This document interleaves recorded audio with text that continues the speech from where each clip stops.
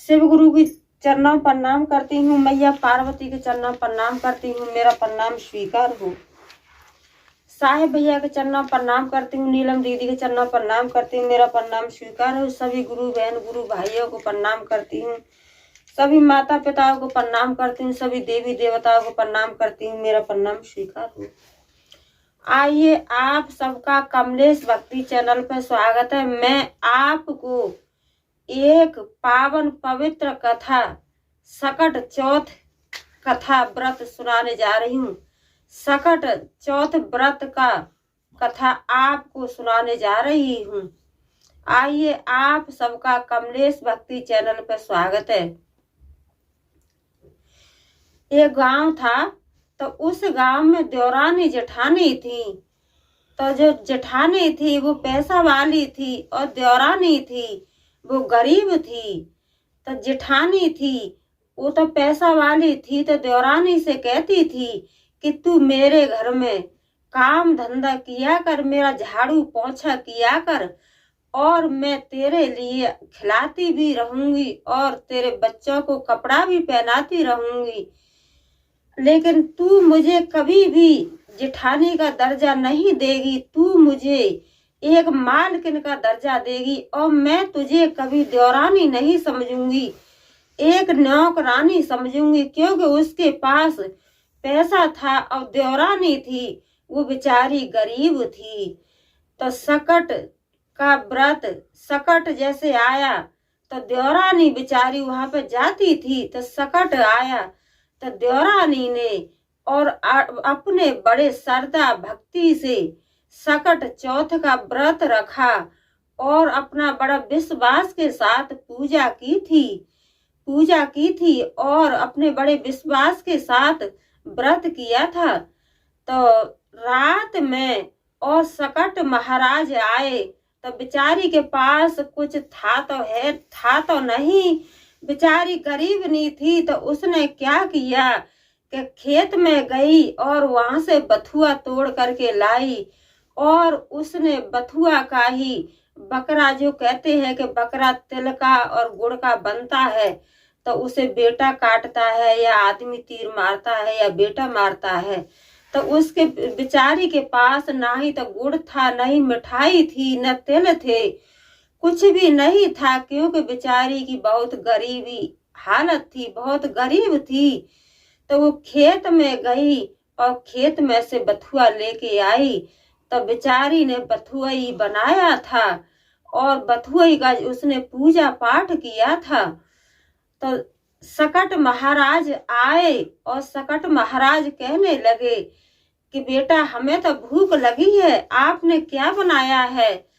तो वो तो कहने लगी कि बाबा मैंने तो कुछ नहीं बनाया है, मैं तो बहुत एक गरीब हूँ और मैंने तो बथुआ तोड़ करके लाई हूँ, उसी बथुआ से अपना पूजा पाठ सकट महाराज का किया है। तो सकट महाराज कहने लगे कि बेटा कोई बात नहीं, मैं तो बथुआ ही खा लूंगा, मुझे तो बथुआ की ही रोटी दे दो, बथुआ की ही वो लड्डू बनाते हैं, कोई पिड़िया बोलता है, कोई लड्डू बनाता है बोलता है। तो सकट महाराज कहने लगे कि बेटा तूने जो बथुआ का बनाया है मैं वही खा लूंगा। तो उसने बेचारी ने बहुत संकोच लगा, लेकिन संकोच क्या करे, क्योंकि मजबूरी थी। बेचारी ने संकोच करते करते और उनको पता नहीं था कि ये सकट महाराज है। वो तो एक जैसे समझ रही थी कि एक बुढ़े आदमी है और वो तो थे सकट महाराज। तो उन्होंने क्या किया कि सकट महाराज को और वही बथुआ का सब्जी बनाया था, बथुआ के ही लड्डू पीढ़िया जो बोलते हैं वही बनाई थी और बड़े श्रद्धा से और भक्ति से कहने लगी कि हे बाबा मैं तो बहुत गरीब हूँ, बहुत मजबूर हूँ, मैंने तो कुछ बनाया ही नहीं, क्योंकि मेरे घर में कुछ है ही नहीं। तो सकट महाराज कहने लगे कि बेटा जो तुमने बनाया है वही हमें दे दो, हम वही खाएंगे। तो सकट महाराज ने बथुआ खाया तो बथुआ से उनका पेट खराब हो गया तो और कहने लगे कि बेटा आज रात हम आपके घर में ही रुकेंगे। तो वो बेचारी कहने लगी कि बाबा कोई बात नहीं, आप रुक जाइए। चारपाई पे आराम से उन्होंने उनको सुला दिया सकट महाराज को। उन्हें तो पता नहीं था कि ये सकट महाराज हैं, लेकिन सकट महाराज को तो उनको सकट महाराज को तो पता था कि मैं परीक्षा लेने आया हूँ। तो क्या हुआ कि वो रात में सो गए तो कहने लगे कि बेटा मुझे तो लैटिंग लगी है। तो वो कहने लगी बेचारी गरीबनी कि बाबा अब तो रात का समय है, आप कहाँ जाओगे, आप घर ही में लैटिंग कर लो। तो सकट महाराज ने क्या किया कि चारों कोने और लैटिंग कर दी और फिर कहने लगे कि बेटा मुझे तो मैं पानी दो, मुझे लैटिंग धोना है। तो वो कहने लगी कि बाबा पानी रात में बहुत ठंडा पानी है, सर्दी चल रही है, बहुत ठंड है, ठंडा पानी है, तो आप मेरे सर से ही मेरे बालों से ही और अपनी लैटिंग साफ कर लीजिए। तो उन्होंने क्या किया कि उनके गरीबनी के बालों से ही और अपने लैटिंग साफ कर ली। तो जो चारों कोने में उन्होंने लैटिंग की थी तो वो तो सोना हो गया, और जो बालों से भी लैटिंग साफ की थी तो बाल भी सोने के बन गए। और सवेरे दिन निकला तो वहां पर कोई नहीं थे। तो उसकी नींद खुली तो वो जल्दी जल्दी देखने लगी तो चारों कोने पांच ही देहरी सोना ही सोना, सोना ही सोना। और सर में हाथ डाले तो सर में भी बाल सोने के बन गए। तो बेचारी अपना सवेरे धरा उठाई कर रही थी।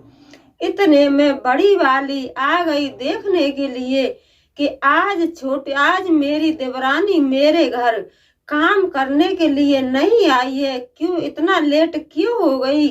तो वो देखने के लिए आई तो वो तो बेचारी गरीबनी अपना जो सोना था चांदी था उसको सारे को चारों कोने पांच ही देहरी और अपना भर भर के रख रही, धरना सैतना अपना रख रही। तो जो जेठानी आई थी वो कहने लगी कि तेरे पास तो कुछ भी नहीं था, तू तो मेरे घर में झाड़ू पोछा करती है और खाती है, और तेरे पास तो चारों कोने पांच ही देहरी और सोना ही सोना रखा है, चांदी ही चांदी रखी है। तो उसने कहा कि दीदी मेरे घर तो रात एक बाबा आए थे और बाबा को मैंने बथुआ के ही लड्डू बनाए थे, वही बथुआ के लड्डू खिलाए और बथुआ की रोटी सब्जी बनाई, पूड़ी बनाई, वही उनको खिलाई थी। और मुझे तो पता नहीं वो कौन थे, तो रात में मेरे घर पर रुक गए तो उनको रात में लैटिंग लगा। तो मैंने कहा कि बाबा रात में कहाँ जाओगे लैटिंग करने के लिए, आप घर में ही कर लीजिए। तो उन्होंने ही ये लैटिंग किया, तो लैटिंग तो नहीं, ये तो सोना है। और कहने लगे कि बेटा मैं तो अपना लैटिंग कहाँ साफ करूं। तो मैंने कहा कि बाबा बहुत ठंड है, ठंडा पानी है, तो आप मेरे सर के बालों से लैटिंग साफ कर लो। तो मेरे तो बाल भी सोने के हो गए और चारों कोने पांच ही देहरी मेरा सोना ही सोना हो गया। तो वो उसकी जेठानी थी वो भी कहने लगी कि मैं भी यही काम करूंगी कि मेरे पास भी और साधु जी आएंगे तो मेरे घर भी चारों कोने पांच ही देहरी सोना ही सोना हग के जाएंगे और मेरे बाल भी सोने के हो जाएंगे। तो 1 साल तक जो बड़ी थी वो इसी बात को सोचती रही कि जब भी सकट चौथ का व्रत होगा तो मैं जरूर व्रत करूंगी और पूजा पाठ करूंगी, और जो भी ब्राह्मण आएंगे, कोई भी मांगने वाला आएगा तो मैं उसे बथुआ का ही लड्डू खिलाऊंगा, बथुआ के ही पिड़िया खिलाऊंगी। तो यह सोच करके रखी। तो अगली साल जो सकट आया तो सकट वाले दिन और वो व्रत की तो उसके घर भी भगवान आए तो उसके पास तो कोई चीज का कमी नहीं था।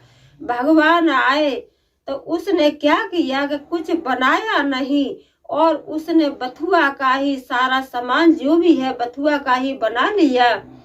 तो भगवान आए एक वृद्धा के रूप में और कहने लगे कि बेटा हमें तो भूख लगी है, भूख लगी है। तो कहने लगी कि बाबा हमने तो बथुआ का ही पूजा पाठ किया है और बथुआ के ही हमने लड्डू बनाए हैं, पिड़िया बनाई है, तो आप ये खा लो। तो बाबा तो खा लिए, लेकिन वो तो उसकी सोच रही थी देवरानी की कि जो उसके साथ में हुआ वो मेरे भी साथ में होगा।